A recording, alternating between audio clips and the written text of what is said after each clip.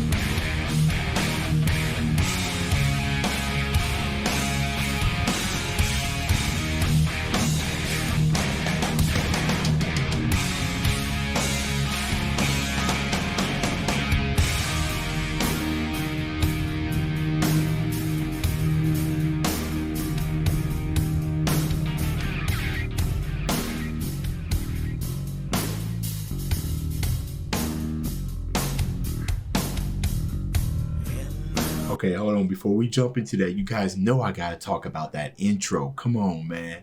Ooh, at first I thought my audio was low because of the way that it kind of swooped on in, right? And then I was like, wait a minute, why is it so low? Then, of course, it started revving up, and that's when we really got to the down and dirty, baby. That's what I'm talking about. I love the guitar scream, right? That when it was coming in kind of sounded like a cheetah, and I like how it just revved into it as if it was like a quick roar or like a lash out, like rah, okay?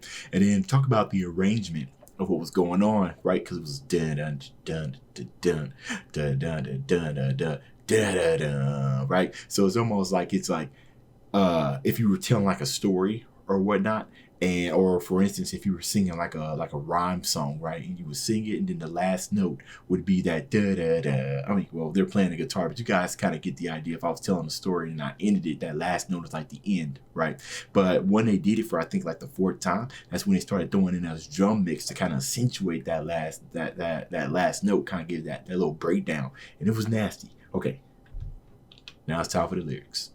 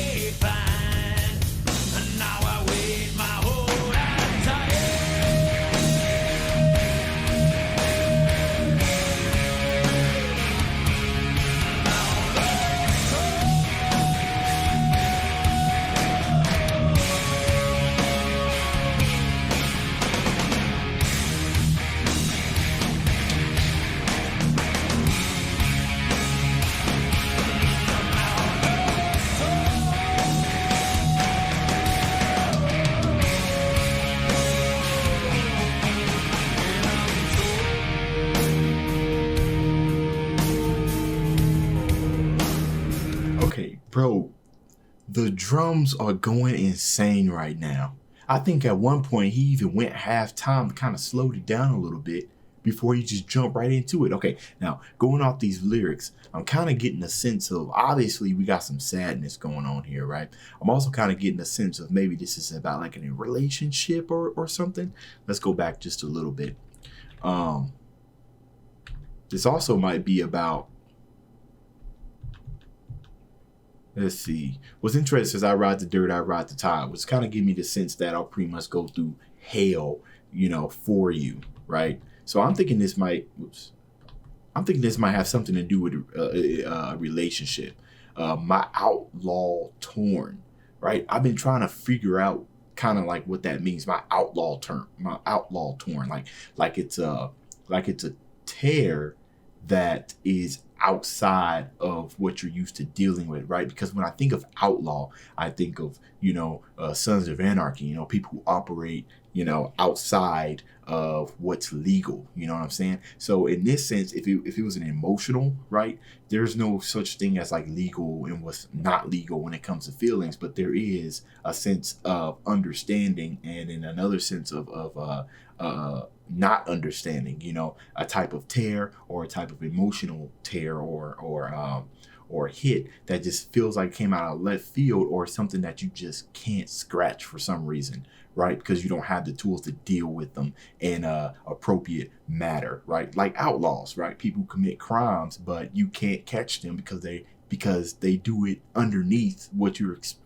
used to seeing, right? That kind of makes sense. Okay, that's my thoughts right now.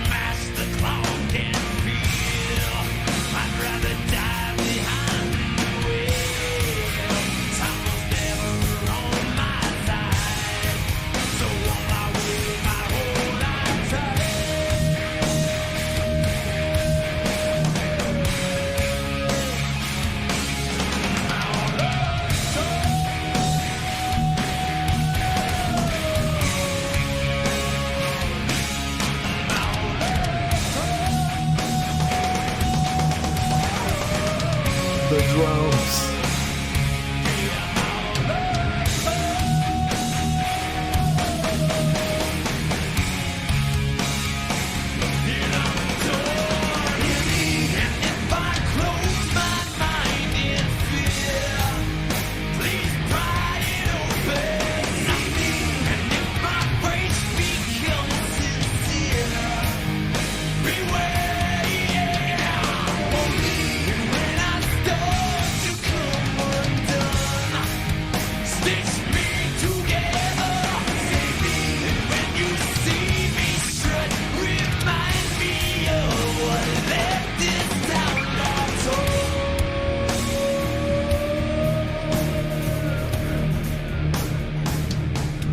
Okay. It sounds like a guitar is about to start, but we got to talk about what just happened.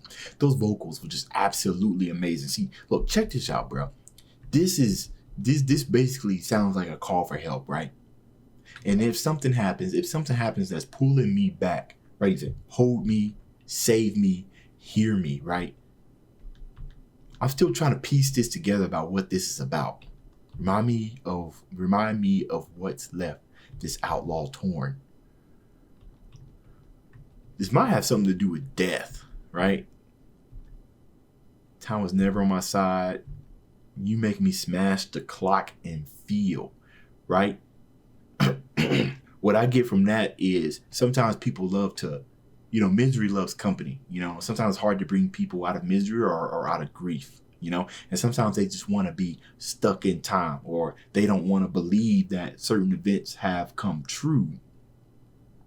So they want to pause time and allow themselves to feel these emotions, because as time passes, it becomes more truthful that what just happened had happened, right? And then they go on to say, I'd rather die behind a hill, because, I mean, I believe that's just a reference, but they would rather die, right?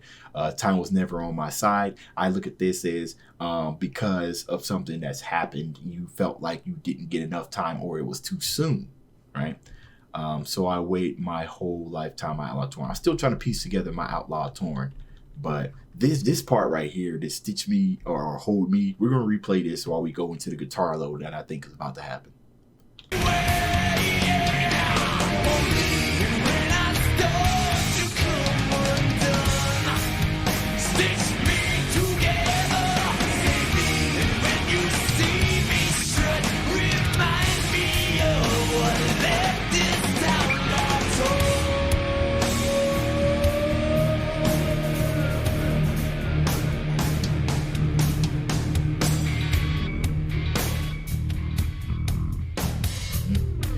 That bass is disgusting, y'all. It's distorted too.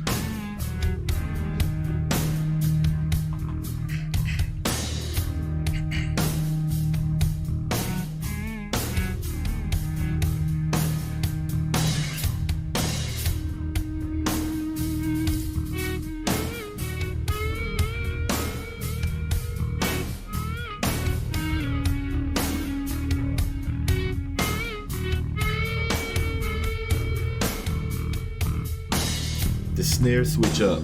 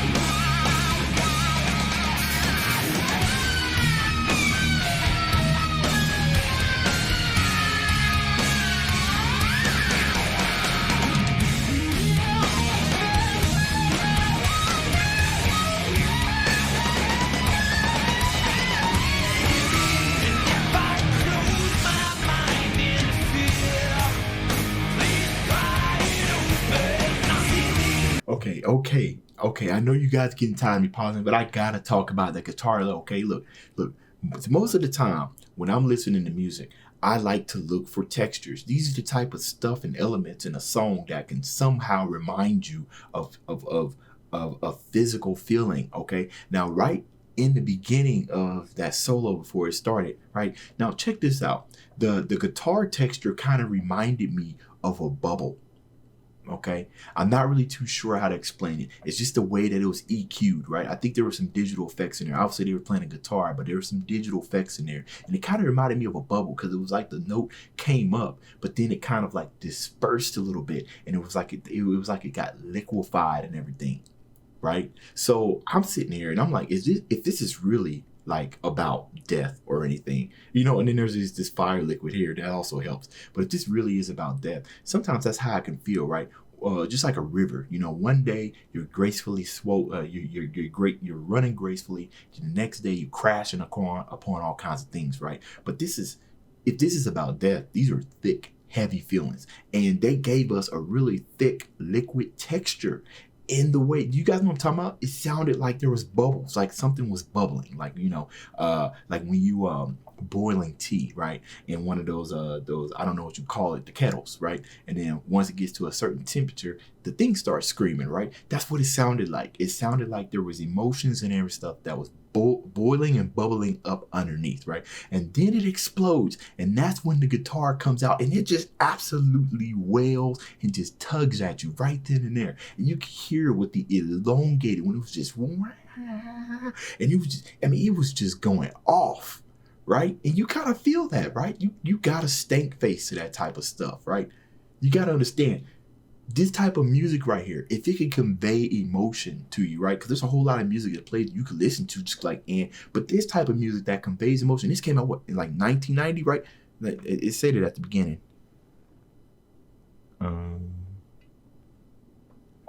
Can't see it, and I don't want to lose my marker. 1992, maybe. We'll check it out later. Just imagine what this sounded when it first came out, right? It's 2020, and I'm being amazed at this. You guys, it's like it's timeless. That's what you call this type of music. It's timeless. You don't know if you got a timeless piece on your hand until afterwards, but oh my goodness, man. Oh my goodness. And then I think I heard somewhere that this came off of an underrated album or underrated song or something like that. I mean, y'all tripping. Tripping.